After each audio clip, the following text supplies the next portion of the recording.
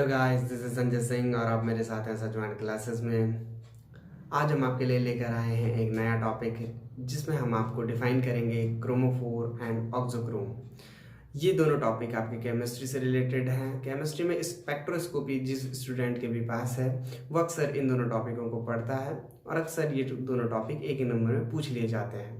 ठीक है, तो चलिए आज बात कर लेते हैं हम क्रोमोफोर एंड ऑक्सोक्रोम के बारे में।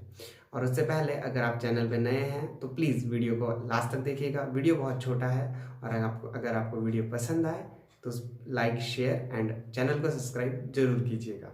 तो चलिए बात कर लेते हैं क्रोमोफोर और ऑक्सोक्रोम के बारे में। तो सबसे पहले हम बात कर लेते हैं क्रोमोफोर के बारे में। क्रोमोफोर हकीकत में ऐसे ग्रुप माने जाते थे जो किसी भी कंपाउंड में, किसी भी यौगिक में रंग के लिए जिम्मेदार होते हैं। That means chromophore was considered as the group which have a capacity or a capability to give a compound color, to produce a color in a compound. ठीक है, those group which produce a color in a compound was originally known as the chromophore, but now in the broader sense अब ये definition change हो चुकी है। Broader sense में अगर आप स्पेक्ट्रोस्कोपी के अंडर में क्रोमोफोर पढ़ रहे हैं देन आपकी डेफिनेशन कुछ इस तरीके से हो जाती है।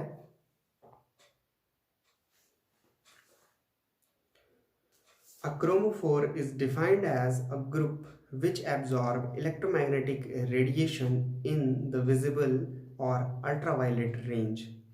Imparting a color to a compound is no more a criteria. ठीक है, तो बेसिकली आपका क्रोमोफोर वो यौगिक होते हैं जो आपके अल्ट्रावायलेट रीजन और दृश्य प्रकाश, ठीक है, पराबैंगनी प्रकाश और दृश्य प्रकाश, विजिबल लाइट का जो रीजन होता है उसमें आपका क्या करते हैं, ऊर्जा का अवशोषण करते हैं। इसके लिए रंग हो या नहीं हो अब ये कोई क्राइटेरिया नहीं रहा। मुख्य क्राइटेरिया आपका क्या है, that they will absorb radiation in UV और विजिबल रीजन, अल्ट्रावायलेट रीजन और आपका पराबैंगनी प्रकाश और दृश्य प्रकाश के क्षेत्र में ये क्या करते हैं, प्रकाश का अवशोषण करते हैं। ठीक है, तो अब आपकी क्रोमोफोर की डेफिनेशन नहीं हो चुकी है, हैंस इस डेफिनेशन को आप जरूर याद कीजिएगा। नेक्स्ट हम बात कर लेते हैं ऑक्सोक्रोम के बारे में। ऑक्सोक्रोम क्या होते हैं या इन यौगिकों की खास बात क्या होती है।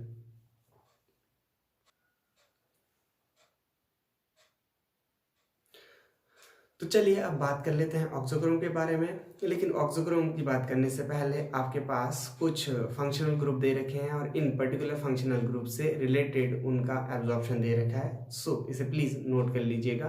वीडियो पॉज करके आप इसे नोट कर लीजिए, आपको ये चीज़ें समझ में आ जाएंगी कि कौन सा ग्रुप कहाँ पर आपका क्या करता है, ऊर्जा का इलेक्ट्रोमैग्नेटिक रेडिएशन जो एनर्जी है उसे एब्जॉर्ब करता है।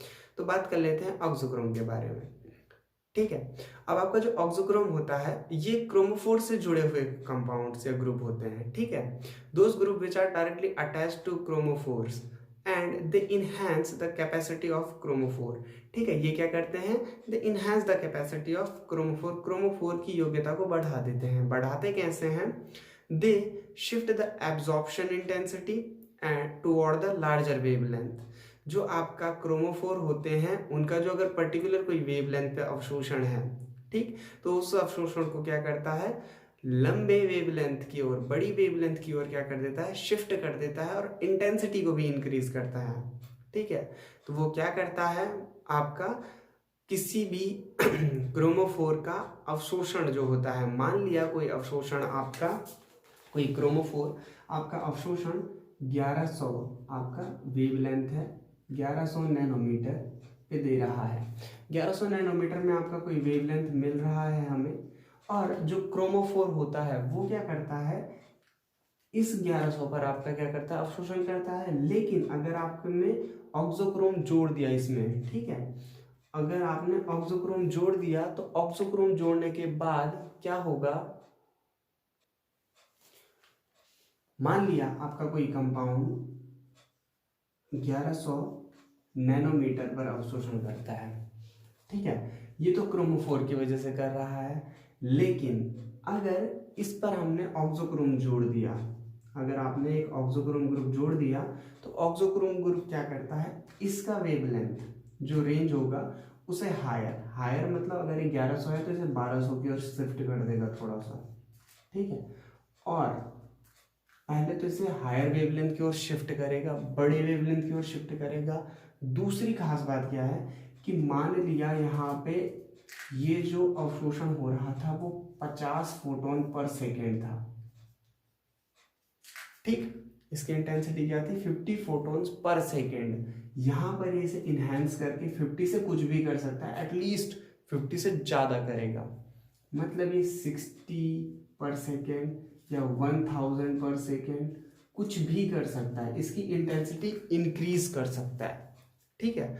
मतलब ऑक्सोक्रोम दो काम करता है। एक तो आपका क्या करता है, क्रोमोफोर का वेवलेंथ बढ़ा देता है, मैक्सिमम वेवलेंथ की ओर शिफ्ट करता है।